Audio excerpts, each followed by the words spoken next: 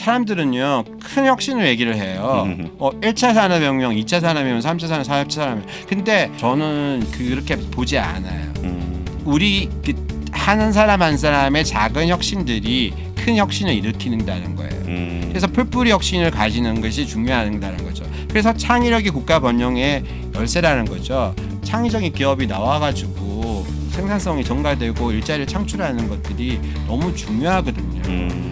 잘 살게 되었는데 노인 빈곤율은 그렇게 1등이고 OECD 국가에서 자살률은 또 1등인가. 뭐 이런 부분들은 사실은 그냥 뭐 정권을 떠나서 계속해서 생각해봐야 되고 그러면 우리가 하는 정책에서 소울이 있느냐는 걸 생각해봐야 된단 말이에요. 고품격 경제 콘텐츠 3프로TV 경제의 신과 대화를 나눠보는 신과대화 시간입니다. 저는 취재팀장 권순우 기자입니다. 우리가 하루하루 살아가는 일은 모두 경제활동이에요. 근데 우리가 경제학이라고 하면 참 어렵게는 끼어지고 내 일이 아닌 것처럼 느껴질 때가 많습니다. 숲에서 숲 안에 있으면 작은 나무가 보이지만 멀리 산 위에 올라가면 그때서야 숲이 보이는 것 같아요. 우리가 살아가는 경제도 피부에 와닿는 하루하루는 나의 경제활동이지만 경제학이라는 것 그리고 경제학의 이론이라는 거는 조금 한 발 떨어져서 볼 수 있는 전문가들의 설명을 들어보는 게 좀 좋을 것 같습니다. 그래서 오늘 경제라는 숲을 재밌게 조명해 주실 수 있는 분을 좀 모셨는데요. 오늘의 경제학자이자 기획재정부에서 국가 경제정책을 다뤄보시기도 하고 울산시에서 경제부시장을 맡으시면서 행정 업무도 같이 하셨었고 지금은 울산과학기술원에서 교수이자 글로벌 산학협력센터장에 재직 중인 조원경 교수님을 모셨습니다. 안녕하십니까? 안녕하세요. 안녕하십니까? 네, 초대해 주셔서 감사합니다. 요즘 어디 계십니까? 저는 이제 6월 30일까지 공무원이었고요. 예. 7월 1일부터 유니스트 교수이자 글로벌 산학협력센터장이라고 예. 8월 1일부터 그거는 하고 있습니다. 아, 알겠습니다. 혹시 3프로TV를 위해서 울산에서 올라오셨습니까? 오늘 휴가 냈습니다. 그렇구나. 좀 어떠세요? 이렇게 공직에 계시다가 지금은 이제 학계로 가시게 됐는데 사실 공직에 계실 때도 좀 이렇게 공부를 많이 하시는 국장님으로 유명하셨던 걸로 저는 알고 있는데 좀 학교에 가셨을 때 어떤 포부나 어떤 부분들을 좀 주력해서 연구하실 계획이세요? 중앙 정부에서는 제가 국제금융 이런 파트에서 이제 주로 협상이나 이런 걸 많이 했다면 예. 울산시에서는 산업을 많이 봤죠. 예. 석유화학이라든지 자동차라든지 조선이라든지 비철금속이라든지 이런 산업을 많이 봤는데 학교라는 곳에 가서는 이제 학교와 산업계의 이제 유수 글로벌 기업체나 아니면은 지금 막 스타트업 하시는 분들이나 그 가교 역할을 해주는다는 데서 정말 의미가 있다고 생각합니다. 안 그래도 저도 이제 산업 쪽 주로 취재를 하고 있는데 이게 카이스트가 좋은 학교라는 건 다들 아시는 것 같고 그 유니스트 관련한 얘기도 굉장히 많이 듣게 돼요. 아무래도 울산이라는 도시가 거기 굉장히 큰 공단과 되게 많은 기업들이 있잖아요. 그러면서 기업들이 뭔가 새로운 혁신을 추구하는 과정에서 학교와 정부와 어떤 스타트업이라든지 거기다가 글로벌한 자금들 이런 부분들이 많이 모이다 보니까 유니스트에 대한 관심들도 많이 높아지는 것 같습니다.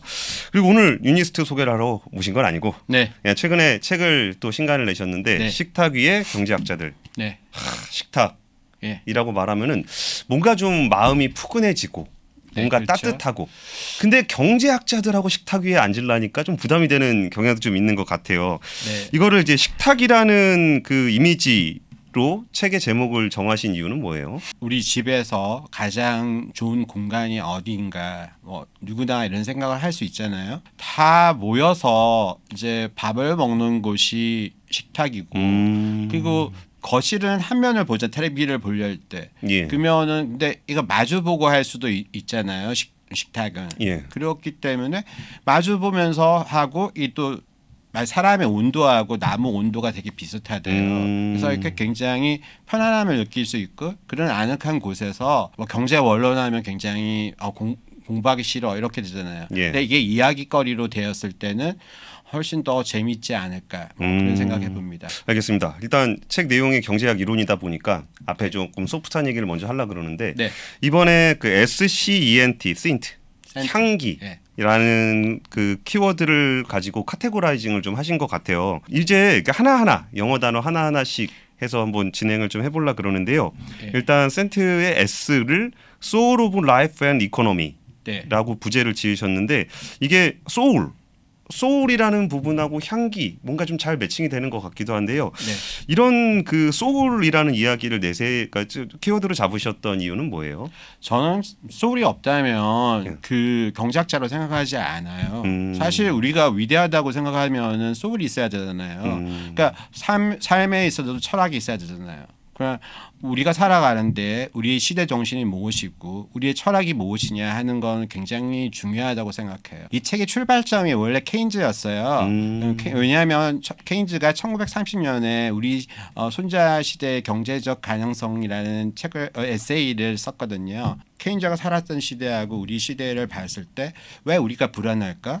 왜 우리가 그쵸. 불확실성에 이렇게 그 불확실성이 일상화되는 세상을 살아가야 되는가? 그다음에 또 뭐 불균형은 왜 이렇게 심할까? 이런 부분들을 생각해 보지 않을 수가 없거든요. 그렇죠. 글로벌 정치 환경을 보더라도 네. 뭔가 예전에는 성장지향적인 측면이 좀 있었다 그러면 네. 그 분명히 나라가 성장한 건 맞지만 국민들의 삶, 어떤 특정 국민들의 삶은 좀 더 불행해지다 보니까 이제 퍼퓰리즘도 나오고 되고 그렇게 되는 것 같은데 그 부분들에서의 그 경제 정책 이라는 부분이 이렇게 어떤 소울을 좀 가져야 될까요? 저는 이제 이 시대의 소울이 뭐냐 이렇게 생각해봤을 때 힘 있는 자유의 창이 여는 그 포용과 창의의 시대라고 생각하거든요. 힘이 있는 예. 자유. 내가 힘이 없는데 자유가 있어봤자 사실은 제대로 발휘할 수가 없잖아요. 그 교수님 말씀하신 자유는 힘을 가진 자유. 그러니까 좀 더 그 행복을 추구할 수 있는 자유를 경제학이 함께 논의를 해야 된다라는 거죠. 네, 제 책에서 그 아말티아 세네의 자유에 나오는 구절의 한 부분을 읽어보면은요. 예. 자유란 우리 삶을 더욱 넉넉하고 너그럽게 만들어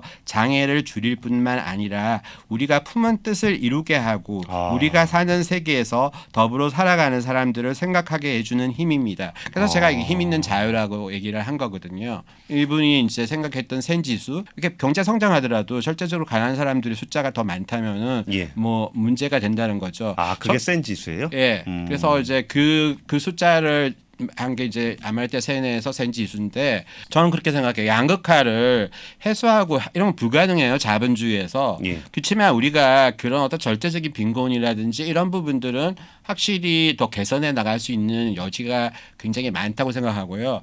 또 한편으로는 이제 저희가 이제 소울이라고 했었을 때 아까 두 개에서 이제 생산성을 증진하는 부분으로서 아까 제가 뭐 세네 의미에서는 발전이지만 저는 이제 그 부분은 이제 그로서의 정적인 측면이 있는 거고요. 그리고 이제 하나가 이제 포용이라는 부분들이 있다고 보거든요. 그래서 우리가 혁신이라는 말을 많이 하는데 저는 이제 가끔 우리나라가 혁신 지수가 1이다. 저는 그거 동의를 할 수가 없어요. 왜냐하면 그 지표라는 게 GDP 분의 그 R&D 투자 양을 말하는 거잖아요. 예. 그리고 다른 어떤 지표를 보면은 혁신 지수가 높지 않아요. 그리고 우리가 뭐 물론 이제 굉장히 대단한 나라죠. 예. 뭐 그렇게 못 살았던 나라에서 이만큼 됐는데, 근데 한 번 더 생각해 보는 부분은 왜 이만큼 이렇게 잘 살게 되었는데 노인 빈곤율은 그렇게 1등이고 OECD 국가에서 뭐 자살률은 또 1등인가. 뭐 이런 부분들은 사실은 그냥 뭐 정권을 떠나서 계속해서 생각해 봐야 되고, 그러면 우리가 하는 정책에서 소울이 있느냐는 걸 생각해 봐야 된단 말이에요. 사실 경제라고 얘기하면 조금 차가운 느낌을 좀 주기는 해요. 성장지향적이고. 네. 근데 제 목차를 보니까 행복을 어떻게 측정하는가, 분열된 사회를 다시 하나로 어떻게 만들 수 있을까, 가슴 따뜻한 경제학은 가능하다, 이런 키워드들이 우리가 생각하는 경제가 양적 성장을 향하는 경제가 아니라 정말 인간을 이롭게 하고 행복하게 만드는 경제에 대한 이야기가 있는 것 같아서 참 굉장히 관심이 갑니다. 그리고 아까 전에 챌린지 얘기, 그러니까 혁신에 대한 얘기를 좀 해주셨는데 아까 센터에서 두 번째가 C입니다. 여기가 이제 챌린징 facing us라고 이제 표시를 해주셨는데 이 챌린징의 관점에서는 좀 어떤 경제학들이 좀 눈에 들어오셨어요? 경제 발전론이나 경제 성장론을 얘기를 할 때 요소, 우리가 대학교에서 배웠을 때 요소 투입 이야기를 많이 하잖아요. 예. 노동을 많이 투입하는 거.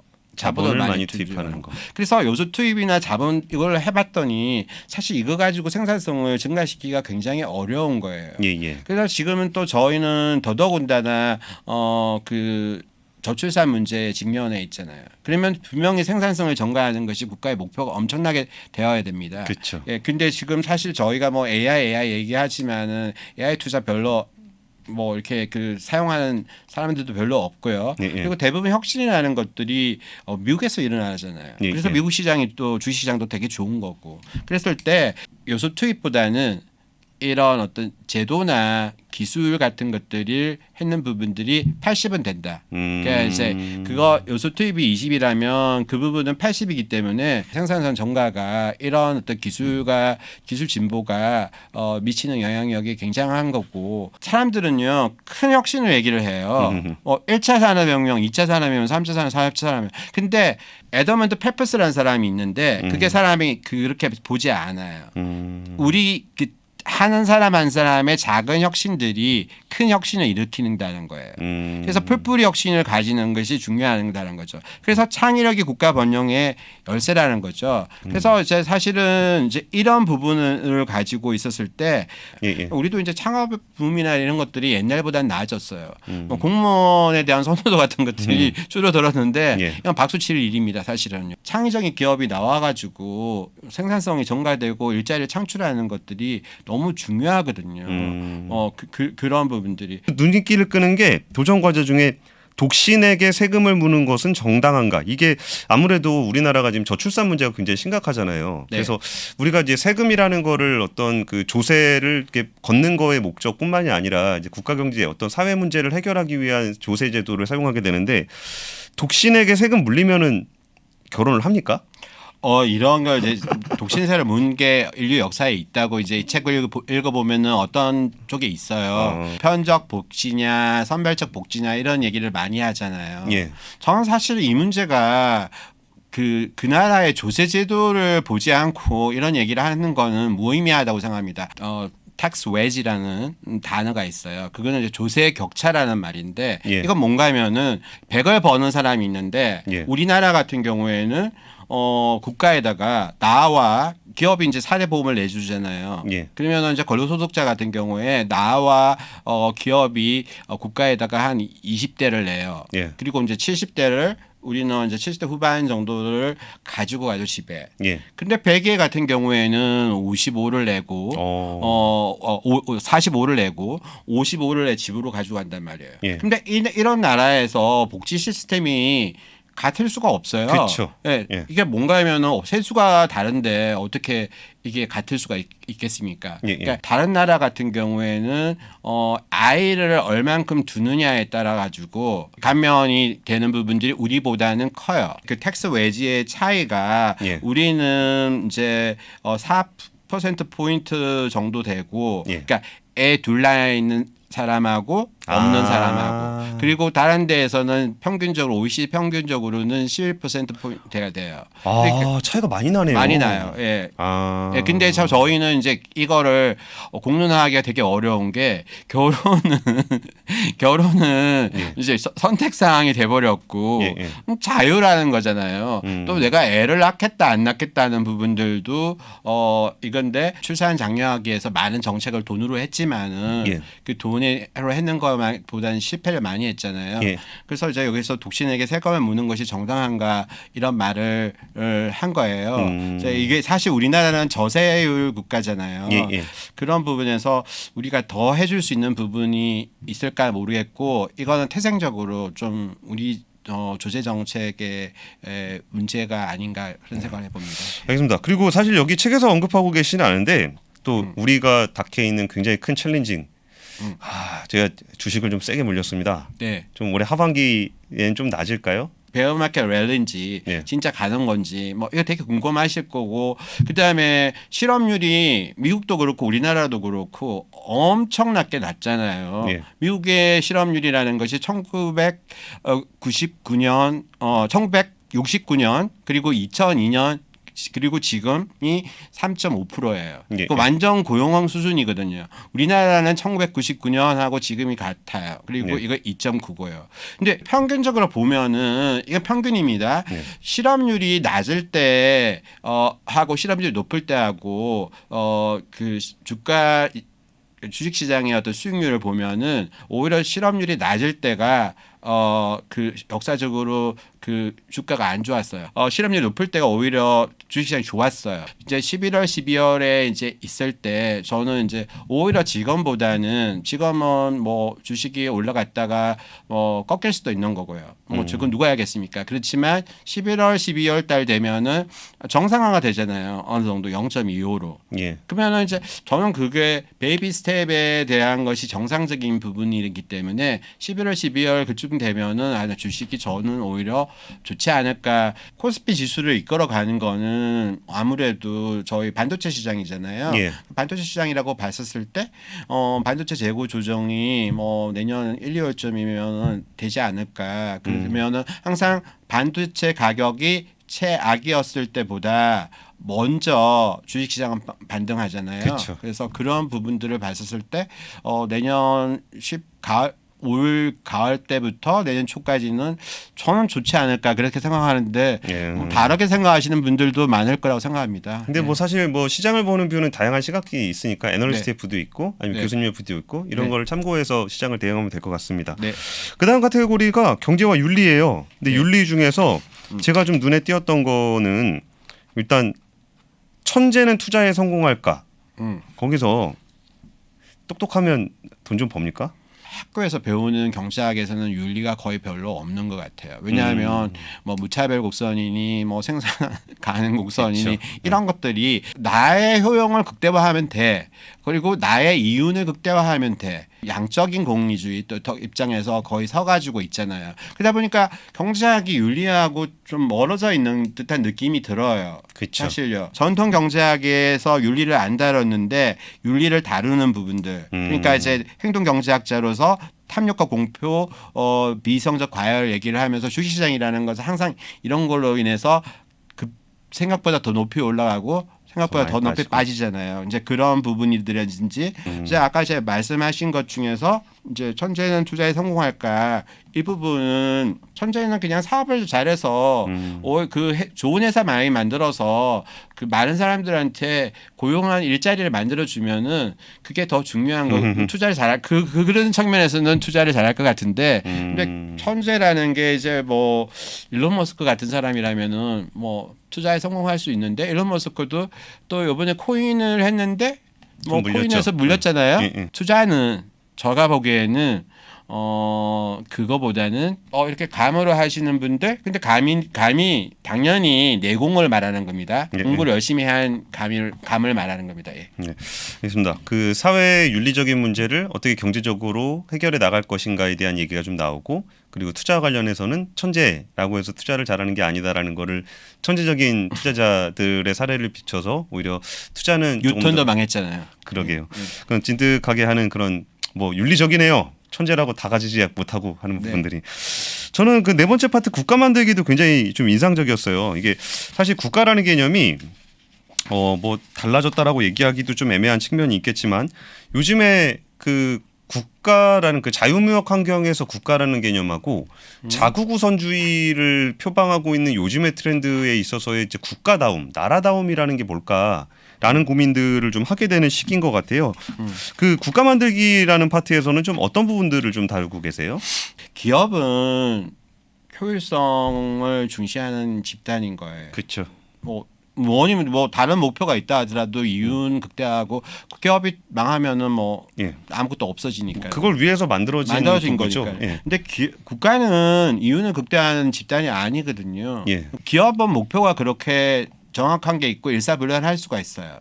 국가는 근데 다양한 이해관계자가 있고 목표가 다 여러 가지잖아요. 경제 성장도 있고 물가 안정도 있고 사회 안전망도 있고 사회 안전망도 있고 여러 국가 가지 안보도 있고 국가 안보도 있고 여러 가지 이 다양한 거에서 이 복잡한 방정식을 풀어나가기 위한 것이었을 때 되게 복잡하다는 거죠. 그래서 이제 아무래도 기업의 CEO가를 잘한다고 해서 국가를 경영하는 것을 잘한다는 것은 보장이 절대 안 되는 거고 오히려 그런 시각을 가지고 국가를 경영하면은 문제가 있을 수도 있다고 생각하거든요. 그래서 예. 저는 이 책에서 이제 그 크루그만의 기업 경영자가 국가 경영도 잘할까 이 부분에 대해서는 저는 노라고 얘기를 하고 싶고요. 제가 여기서 제일 중요하고 정말 이 책에서 제가 제일 좋아하는 챕터가 뭐냐 예. 얘기했을 때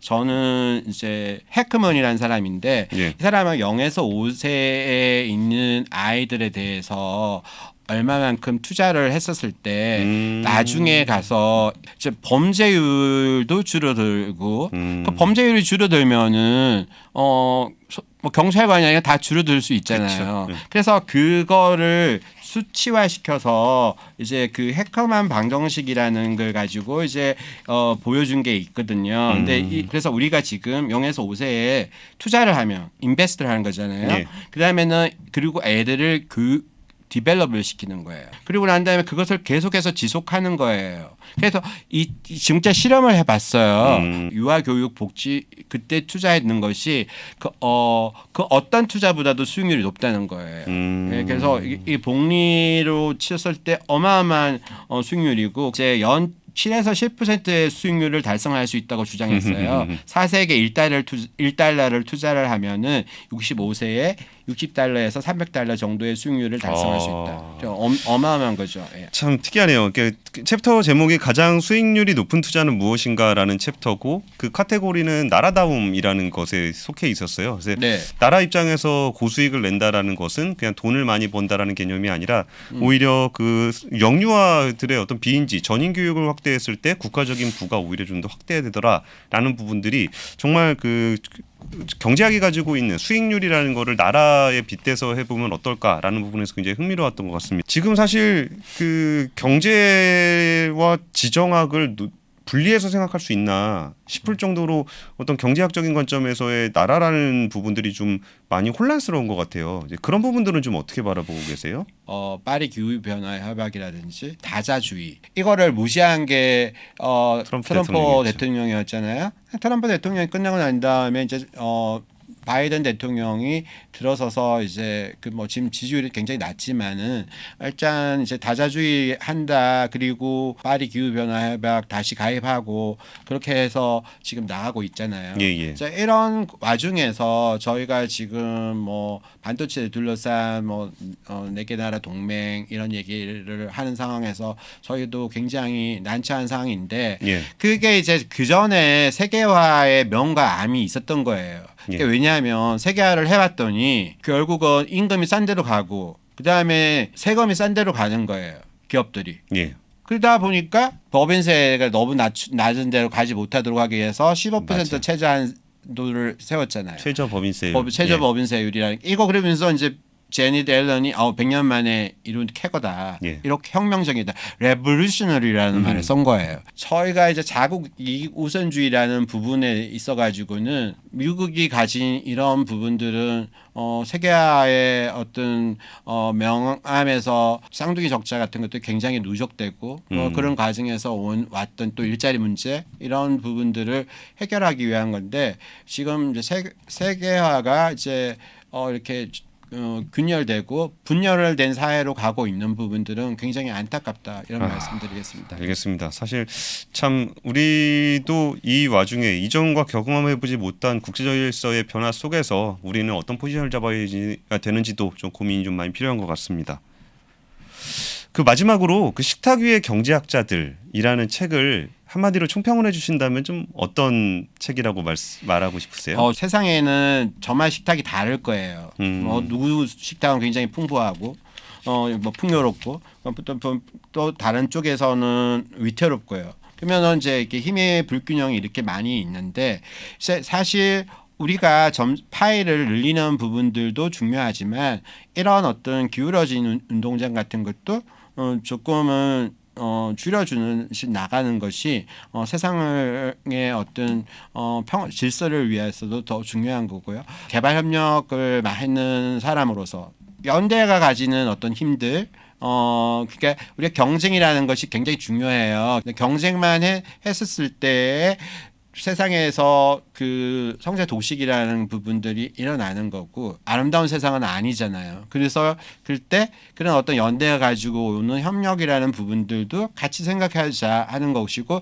그것에서 이 책에 나오는 26명의 경제학자가 해주는 얘기들은 뭐 이게 좌우라는 그런 개념이 아니라 우리 대중을 위한 어떤 좋은 경제학이란 무엇인가, 좋은 경제 정책이란 무엇인가 이런 것을 생각해주는 의미 있는 저로서는 의미 있는 시간이었다고 생각합니다. 알겠습니다. 사실 우리가 경제학을 생각하면 보통 수리 경제학을 많이 생각하게 돼요. 숫자로 되어 있는 그런 것들을 많이 보게 되는데 이 책에서 다루고 있는 주제만 하더라도 뭐 저출산, 인플레이션, 기술적인 부분, 양극화적인 부분, 플랫폼적인 부분 굉장히 다양한 부분에서 경제학자들은 참 많은 고민을 하고 있는 것 같습니다. 요즘 그 경제 환경을 비롯해서 지정학적인 문제, 사회적인 문제들로 많이 혼란스러우실 텐데요. 옛날 경제학자들이 그 식탁 앞에서 들려주듯이 그런 탄탄한 이론을 바탕으로 해서 경제학하는 이야기들을 살펴보시면 현재를 살아가는 우리들에게도 좀 하나하나의 좀 따뜻한 기준이 되지 않을까 합니다. 오늘은 식탁 위의 경제학자들이라는 책을 지으신 그 조원경 센터장님을 모시고 이야기 나눠봤습니다. 센터장님 긴 시간 함께해 주셔서 감사합니다. 네, 감사합니다. 안녕하세요, 오건영입니다. 작년에도 이제 눈이 많이 내렸을 때 학교 운동장에 애들 데리고 나가서 이제 눈사람 만드는데 이젠 잘 만들어요. 근데 아기 때는 눈사람 못 만드는 거죠. 그냥 이렇게 막 어떻게 모아보는데 안 되는 거예요. 그래서 항상 했던 게 눈덩이를 굉장히 딱딱하게 묶어야지 얘가 이제 불려야 이제 뭉치는 거잖아요. 그걸 만들어서 줬었던 기억이 나요. 3프로TV에서 오건영 부부장과 함께 경제에 단단한 기초를 쌓을 수 있는 알찬 커리큘럼을 준비했습니다. 이번에는 여러분께 필요한 파트만 골라서 분할 수강하실 수 있는데요. 8월 31일까지 얼리버드 특가로 진행되니까 합리적인 가격으로 만나보시죠. 평생의 숙제인 경제 공부, 오건영 부부장과 함께 제대로 시작할 수 있습니다. 지금 바로 영상 아래 링크를 확인하십시오.